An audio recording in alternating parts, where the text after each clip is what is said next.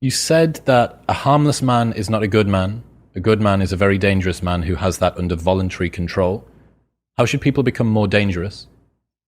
Oh, becoming more articulate is definitely, I would say, that's the primary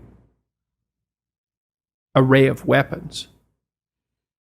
So, I mean, physical prowess is something, and it's not nothing, that physical confidence that comes along with that as well.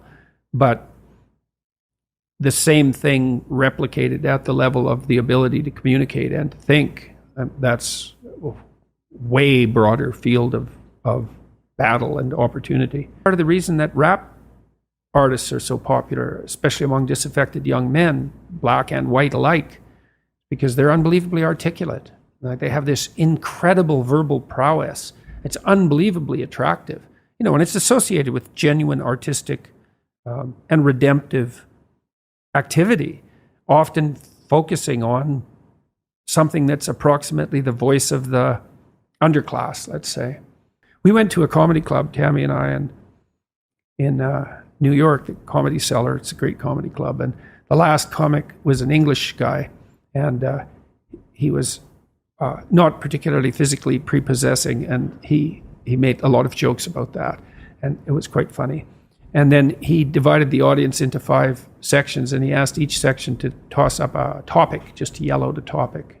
And they were like random topics like the Kennedy assassination and electric lighting before 1890. Those were 2 of the topics. And the other 3 were just as diverse.